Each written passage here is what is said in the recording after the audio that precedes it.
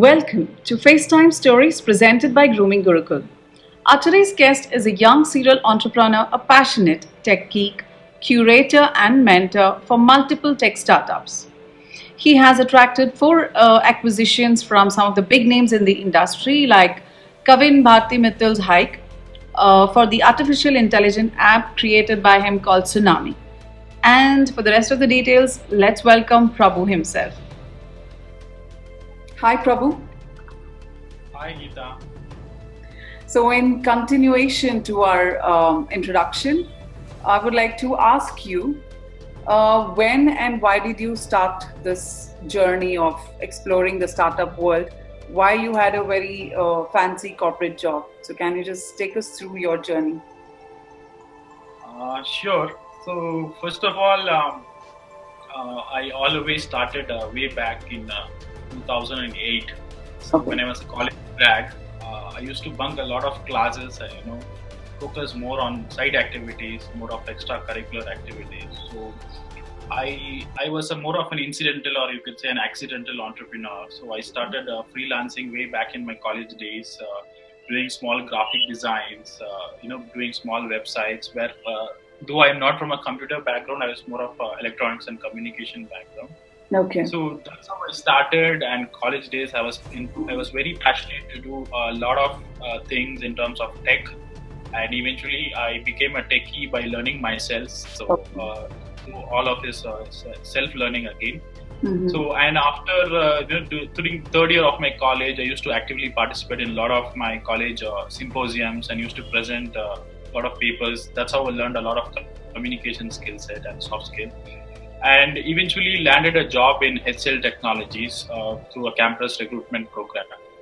But I was not interested to go because I wanted to full-fledgedly do my passion full time actually. So I didn't want to go for a job. But though being a middle class person, there is a lot of pressure on going to a job because nobody wants to lose a first job, right? And that too from a multinational company like HCL Technologies, which is a CMMI level 5 company. So I gave it a shot and worked there for 2 years. Learned a lot of process, though I didn't learn much of tech inside the company. I learned a lot of process, but there was one thing which was annoying me was my curiosity for learning new things was very restricted in a corporate environment. Okay. Though I used to get paid very good salary and a very good exposure to international clients. Like my first client was Allianz Life Insurance North America.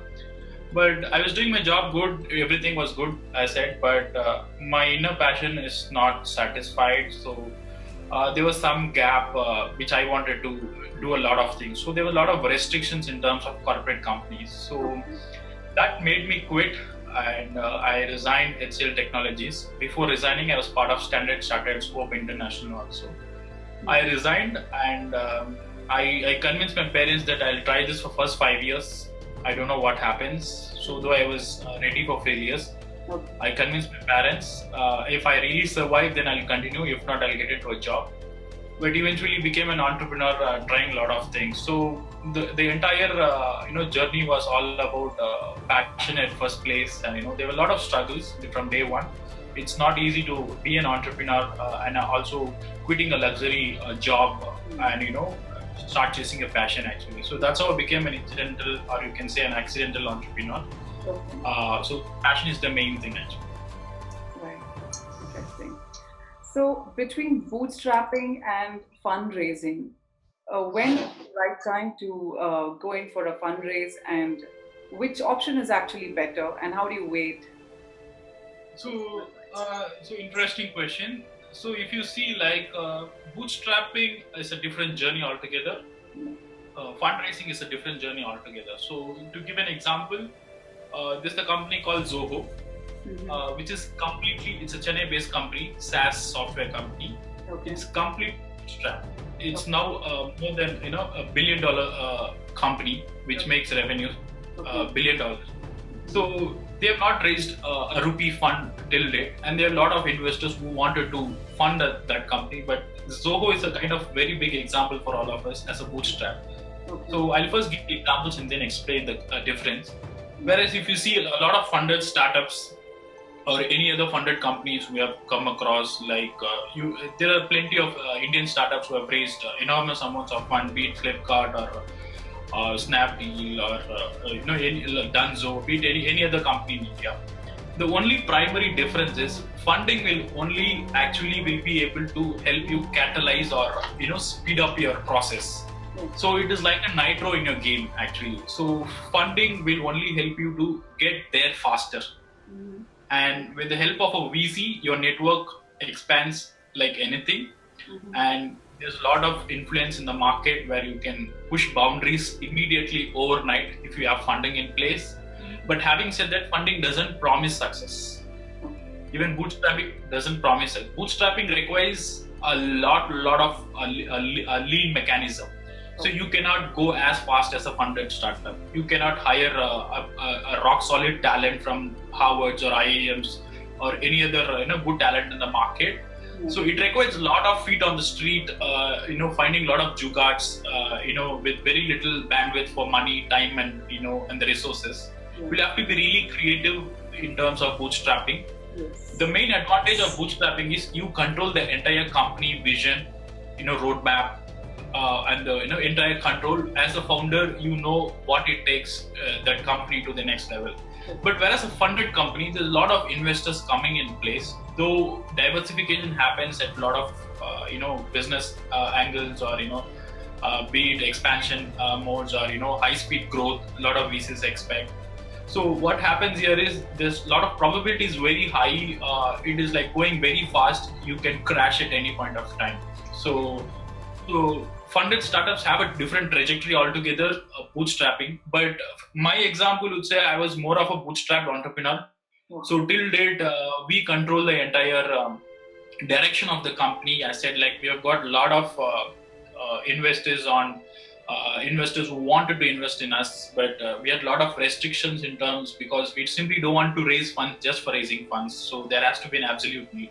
So personally, I would say we need to raise funds only when we want to scale the business and not for creating the business. So initially, bootstrapping is a best way to bet on your business, prove in a small scale, and then eventually raise funds to scale. So the funding is more towards scaling the business and not for creating a business out of it. Great. So that was a much needed information, which is going to be very helpful for all the listeners. Now, moving on to the next one, I have this one very question always. When is the right time to exit, or when is it right to consider being acquired? And I've also gone through your profile, and I've understood that you had multiple, very tempting options, but you didn't go for it. So can you talk about it? That's a very much interesting question. So to talk about exits or mergers or acquisitions, so we can put it in two ways. So any small company, or any even not just small company, any big company goes through this process. They really create a value in the market, or when they really create a business in the market, or they make impact in the market. So there are a lot of competitors or big companies who actually wanted to buy these companies. The primary reason why why the other big fishes wanted to buy or acquire, or small fishes, there are two or three major reasons. One is to kill the competition. To actually buy time. So when they buy companies, they don't just buy companies, they buy time. So let's say a company wants to do a business in B segment. A C company is already doing in B. Why would rather a company waste time, though they might have a lot of money and resources in place? Why would they waste time in investing another couple of 3 years to actually create the business from scratch and develop it? Rather, the best option is to buy it out.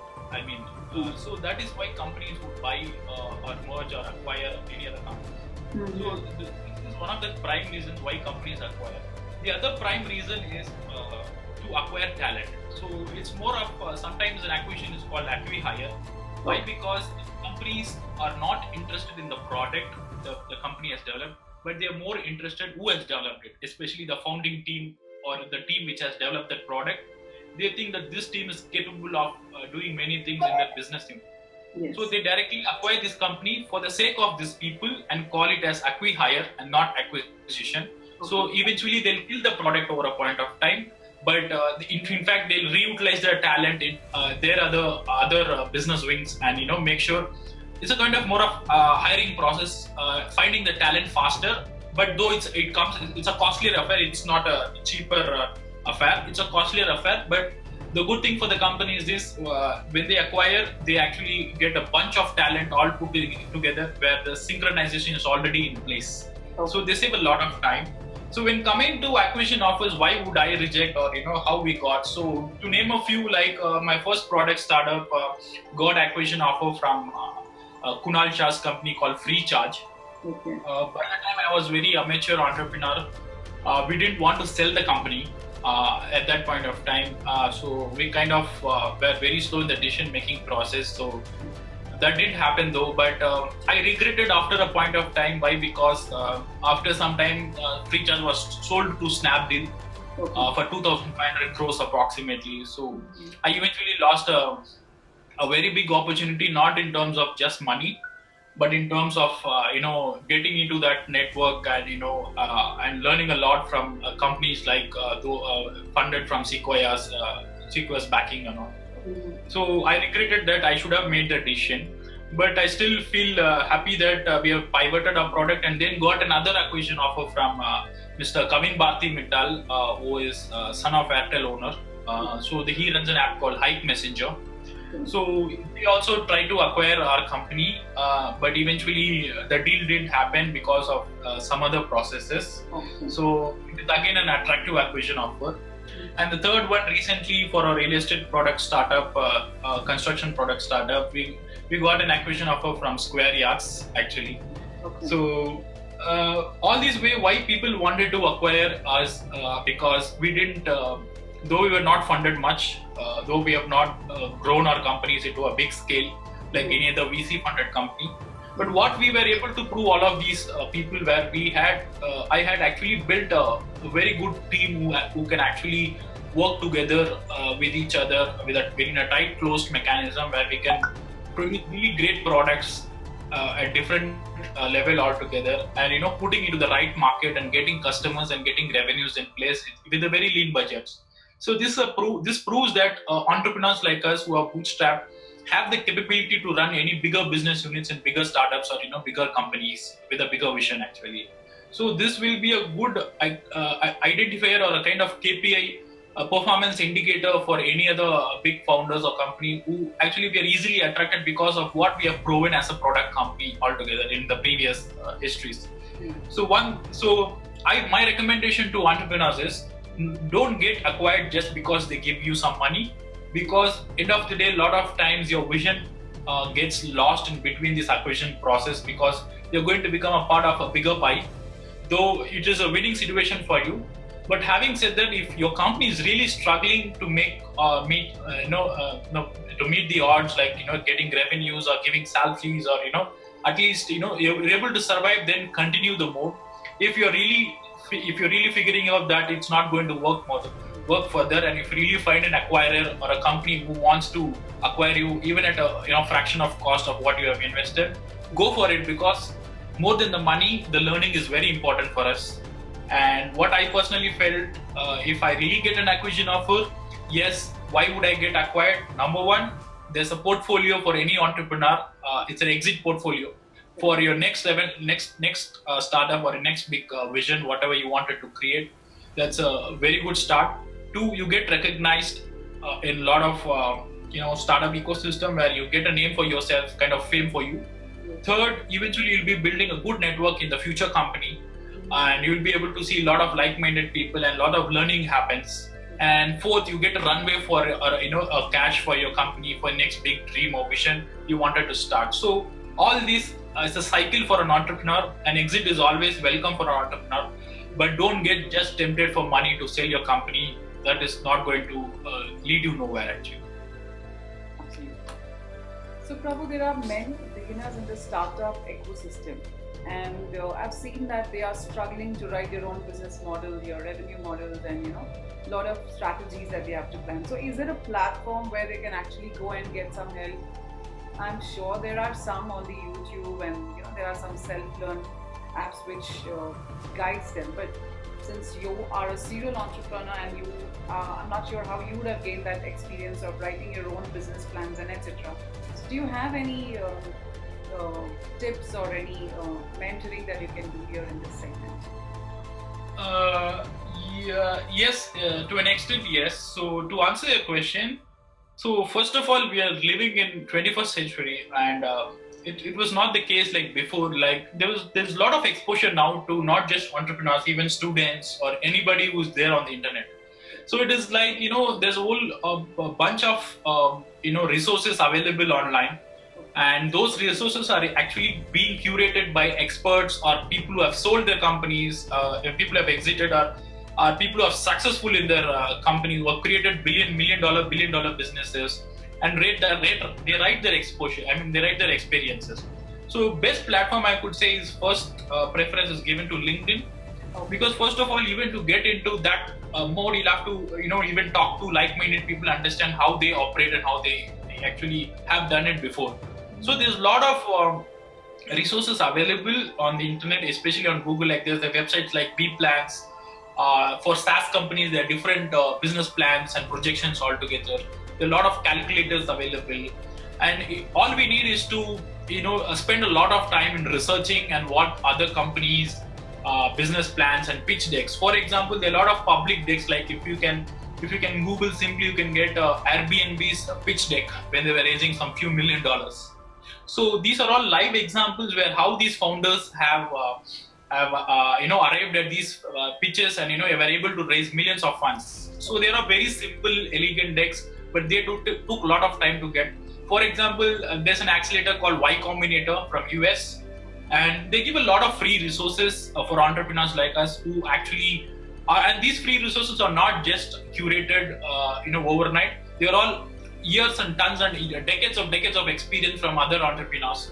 So these kind of resources will really help us to shape the business plan. And coming to my experience, the funniest part was the first product which I made was I didn't even know that was a product. The real fun part is we developed a product and we pitched to NASCOM Product Conclave. Okay, there were 8,000 startups in 2013 or 14. When I used to apply, I didn't even know any small terminologies which were used in the application form actually. So I Googled each one, everything, and took days and weeks of time even to understand what was. Like say example, there's a word called traction. In 2013, I don't even know what a traction word is all about. I was not exposed to that. So you'll have to really go through a learning process. You have to become a student, because there's a lot of learning curve which is there to we have to go through that learning curve to understand all these terminologies. Because when you talk to an investor, or when you talk to even a product manager, or any other founder, or anybody in the ecosystem, they expect some sort of maturity from the entrepreneur. It's not like somebody comes and teaches you A, B, Z. It is not going to work. We'll have to figure out ourselves. And then there are definitely, yes, people are there to help us to polish those pitch decks, to polish those business plans. And there are really some professionals who do it for a fee or consulting. But again, we'll have to choose the right person to work with. So luckily, we were part of Tata Elxsi, one of our incubator for my first startup. They are one of our stakeholders in our product company. So we had a dedicated mentor from Tata Elxsi where they helped us fine-tune, polish the business plan, pitch deck when we were talking to investors, and what to talk and what not to talk. Actually, this is the gamut of things which actually the entrepreneur has to learn and present themselves to these target people. So it requires a lot of effort on learning these things, which are easily available. Though some are free and some of them are paid, but you can really reach out to fellow entrepreneurs on LinkedIn, and more people are happy to help you across. Okay, that's great. So, what has this COVID time meant for you, and has this impacted your business? Yeah, I mean, it's a need of the heart question, I guess. So COVID, first of all, I'm very sad to see that there are a lot of people struggling, not just financially, but it's a matter of life and death, a kind of threat to the entire human race actually. So the entire behavior is totally different. Will be totally different from now on, and the business will not be as usual. and there'll be a lot of new normals coming in not just in business, even in our personal behavior. And there are a lot of change which is drastically happening, and people are getting adopted to it. So now, especially when it comes to our business, we were like not so happy with the current situation. And though we had a lot of international clients to be onboarded, so because of the travel restriction now, and even there were a lot of lockdowns in other countries apart from India, so we really don't have a clue what is happening next. But what is really surprising is there's a lot of digital transformation happening right now for a lot of companies. So all these big companies or even small startups, you name any other company in the world, are trying to adapt themselves to adapt themselves and equip themselves with new age technologies, where they can create a business contingency and continue the business irrespective of lockdowns. So what is happening here is there's a lot of requirements popping up to these IT services company. So though we have IT services wing, a sister company called Base2 MediaWorks, we have been getting an enormous amount of project requirements on a very big scale, which we have not even imagined. And to be frank, for the last 1 month, we have given tons of proposals to clients, which the client is sitting on top of us to get these proposals done, because all these requirements are the need of the heart today. So luckily, some companies like us are actually getting business in this situation. It's all up to us to equip ourselves with that kind of skill set, and adapt ourselves to grab the business. Yes. And for a lot of companies, especially a lot of travel sector, hospitality, actually had to take a hit. There's a big hit, and there were a lot of layoffs. So unfortunately, for a lot of companies, it's not a good situation. But companies have to figure out a way to cut down the cost and have runways, so that they have their business continuity in place, and also innovate themselves to adapt themselves to new business revenue models, so that they can survive at least. Otherwise, a lot of companies are going to get shut down, especially the very small micro level companies who will not have any revenues for next 6 months or 1 year because of this situation. So it's either you have a cash runway in place, or you cut down your cost and survive after. I mean, maybe the business will definitely flourish after the COVID, or you adapt yourselves to change your business models and change your verticals altogether, where there's a lot of scope for technology improvements. So I think it's the right time for us to quickly gear up and adapt ourselves, and there's no other go for us. Yes, so very well said. And now this brings to the last question of this episode to you, and it's a pattern that we follow. So could you share some tips on grooming in the sales department or the marketing department? How important does this grooming factor play? So grooming is a very, very important factor, especially when you run a business. It's not just in terms of business. Yeah. Even for employees, or even for anybody out there who want to start a small business, who want to become a successful entrepreneur, or who wanted to go for a job at least. The first impression creates a lot of the first impression is a very much decision making factor for the other person out there to talk to you or not.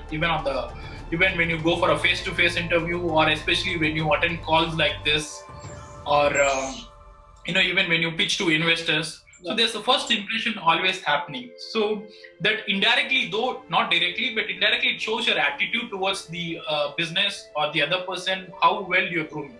Yes. So if you really want to have meet serious people, and make sure you win these deals, or business, or get the job, grooming is a very important factor. And especially coming to your the way you dress and the way you showcase yourself, and in terms of attitude, and especially the body language, so which speaks out. So unfortunately, a lot of people actually are very much skilled in the core arena in terms of be it a technical skill set or a non-technical skill set, but 90% of them fail in soft skills or grooming. Why? Because they don't know how to present themselves. Eventually, they're losing out a big potential opportunity.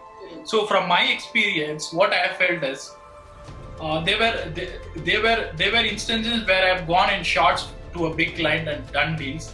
But having said that, I cannot go with the same dress code or etiquette to a bigger company when I represent as a company as a founder, or when I go to a very serious people. It all depends on the other party's location and the culture and the seriousness of the business. So if you want to really make a impact for your business, grooming is an essential part, and people have to invest time in some sort of investment money to groom themselves up. Yeah. So I think Grooming Gurukul does that, right? Yeah. So I mean everybody, and it's a right time, especially during COVID, when you really want to differentiate yourself from other people who are competing with you on the same skill set.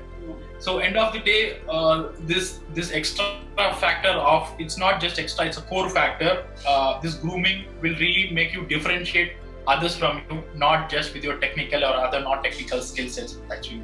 So I have prepared myself for a lot of business deals, even practice how to talk and what not to talk, how to behave, even how to sit or stand in front of them, how to shake hands, how to present yourselves, what kind of dress code makes sense for that kind of business, meetings. So it makes a lot of impact when you really want to, make sure that your seriousness in your projections. So in this case, grooming is definitely a must need. It's not an option, it's the need of the heart. Brilliant. Lovely, Prabhu. Thank you so much. So it has been a delight and very productive talking and chatting with you. Thank you so much.